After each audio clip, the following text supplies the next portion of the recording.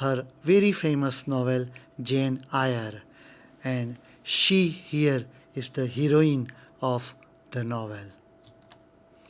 Jane Eyre is a love story of the playing but a very vital heroine. The story is unfolded with a frank truthfulness and a depth of understanding that are new in English fiction.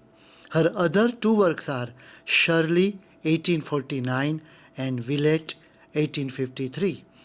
Charlotte Bronte, through her novels, brought an energy and patience that gave to common people the wonder and beauty of the romantic world. Emily Bronte, in some ways, the greatest of the three sisters. Her one work, that is Wuthering Heights, 1847, is unique in English literature. It presents the very spirit of the wild, desolate moors. The most important character of this novel are Heathcliff and Catherine. In the following passage, taken from Wuthering Heights, declares heroine, that is Catherine's, intensity of a passion for Heathcliff. Here is a passage from the novel. I would like to quote from the novel itself. My great miseries in this world have been Heathcliff's miseries, and I watched and felt each from the beginning. My great thought in living is himself. My love for Linton is like the foliage in the woods. Time will change it. My love for Heathcliff resembles the internal rocks beneath. Nelly, I am Heathcliff. He is always, always in my mind, not as a pleasure any more than I am always a pleasure to myself, but as my own being. Unquote from the novel itself. And then if we look at the slide, we find the two characters, Heathcliff and Catherine. Next sister is Annie Bronte, and her period is from 1820 to 1849. Is a lesser known novelist compared to her two sisters Charlotte and Emily. Her famous work is The Tenant of Wildfell Hall, that was published in 1848. The main theme of the novel is alcoholism of a man who causes the downfall of his family. Helen Graham is the central character. She marries to Arthur Huntingdon for love. She finds him as a lecherous, violent, and alcoholic. Her house becomes hell for her. She leaves her home with her child and seeks secret refuge in the old house of Wildfell Hall. When alcohol causes her husband's ultimate decline, she returns to care for him in total abnegation. That means self-sacrifice of the heroine for her husband until his death. Today, The Tenant of Wildfell Hall is considered by most of the critics to be one of the first, I quote, sustained feminist novels, unquote. This is taken from David Steve, 1996, Introduction and Notes to the Tenant of Wildford Hall, Penguin Books. Bronte sisters constituted a separate literary group. This group has neither predecessors nor successors. We do not find, quote, Bronte line that exists among authors of realist and naturalist novels. Simone de Beauvoir, in her famous work The Second Sex, 1949, wrote that, I would like to quote, of all women who ever lived, only 3 female writers, Bronte, Virginia Woolf, and sometimes Catherine Mansfield, actually explored, I quote, the given. It is from the Second Sex translation, 2009, Random House, page number 748. Next writer is George Eliot. Her period is from 1819 to 1880. George Eliot is also an important novelist of the Victorian era. She is more consciously a preacher and moralizer than any of her great contemporaries. She finds no religious creed of political system satisfactory. For her, duty is the supreme law of life. All her novels aim to show in individuals the play of universal moral forces and to establish the moral law as the basis of human society. We find a reflection of country life of England in her novels. If we look at the photograph of George Eliot, we can find that these qualities is also reflected in her photo. Her famous novels are Adam Bede, 1859. This novel has announced the arrival of a new writer of the highest caliber. It gives an excellent picture of English country life among the humbler classes. The story of Hetty and the murder of her child is movingly told. The book is famous for its fine characters like Mrs. Poyser, Hetty, and Adam Bede himself. Next work is The Meal on the Floss, published in 1860. This one is considered by many as her best. The novel is a partly autobiographical story. Maggie and Tom Tulliver, partly autobiographical story of Maggie and Tom Tulliver. It is a moving tragedy. It is set in an authentic rural background. The character of Maggie is probably her most profound study in the inner recesses of human personality.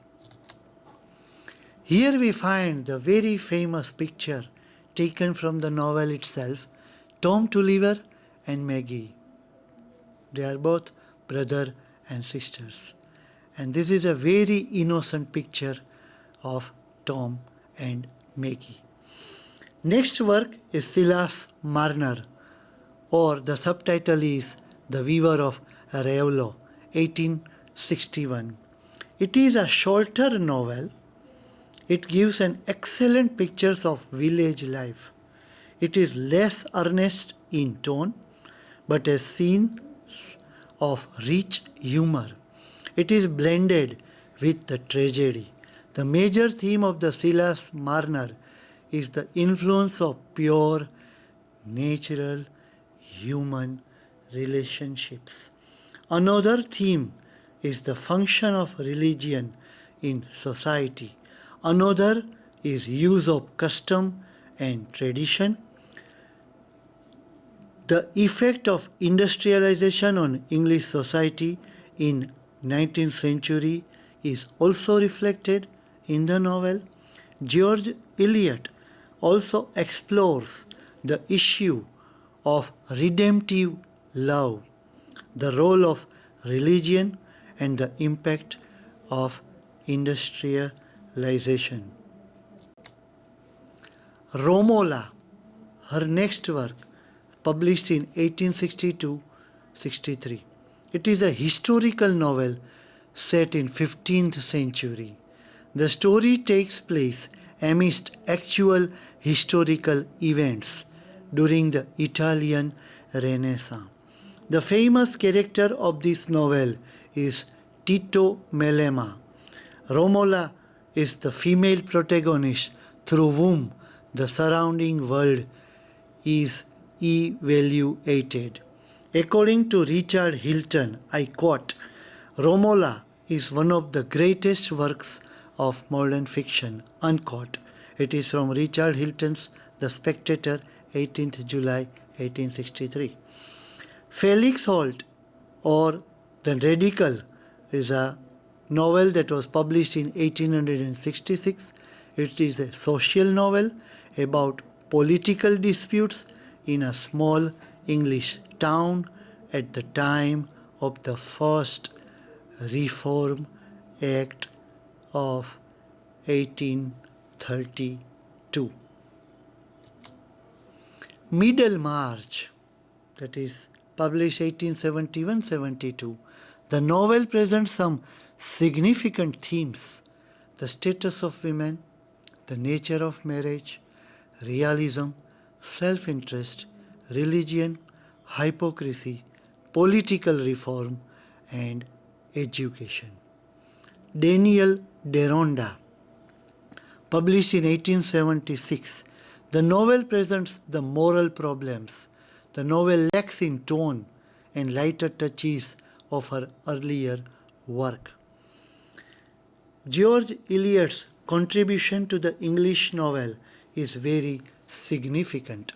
She is more concerned with the human personality and its relationship with forces outside itself. She has given more importance to psychological analysis of the realms of the inner consciousness. She has provided the future of the English novel that is based on psychoanalytical studies of the human personalities. Mrs. Gaskell, 1810 to 1865.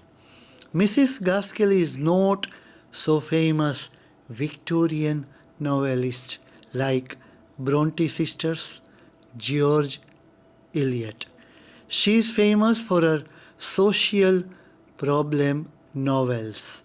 Her important works are number 1, Mary Barton, published in 1848, and North and South, published in 1855. Now, if we look at the Mary Barton, that is published in 1848, is the very first novel by English author Elizabeth Gaskell. It is published in 1848. The story is set in the English city of Manchester between the time of 1839 and 1842.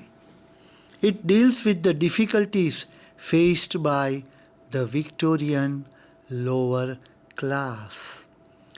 North and South, that is another important work by Mrs. Gaskell, that is published in 1855, is another novel dealing with the social problems of mill owners and mill workers. North and South is set in the fictional industrial town of Milton in the north of England. Mrs. Gaskell period is from 1810 to 1865. She is not so famous Victorian novelist like Bronte sisters and George Eliot. She is famous for her social problem novels, and her important works are Mary Barton, 1848, North and South, and Cranford, 1853. If we look at the photograph of Mrs. Gaskell, then we find the very sharp features of a Victorian novelist.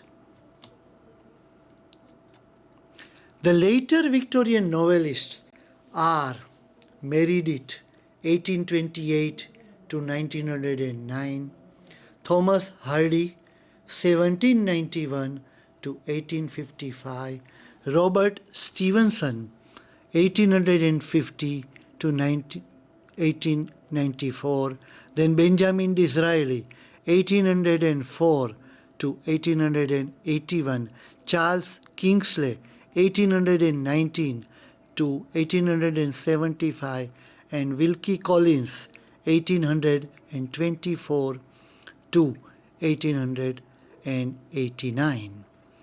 George Meredith's famous work is The Adventures of Henry Richmond, that is published in 1871, and The Egoist, that is published in 1879. This novel is one of the strongest and most convincing novels of the Victorian age. Thomas Hardy occupies a central place among the later Victorian novelists. His famous novels are Under the Greenwood Tree, published in 1872, A Pair of Blue Eyes, published in 1873, Far from the Madding Crowd, published in 1874, The Return of the Native, published in 1878, The Woodlanders and Tess of D'Urbervilliers were published in 1891, and Jude the Obscure was published in 1895. Robert Stevenson is famous for his two novels, Treasure Island, 1883, and Dr. Jekyll and Mr. Hyde, 1886. These later Victorian novelists, they are Meredith, Thomas Hardy, Robert Stevenson, Benjamin Disraeli, Charles Kingsley,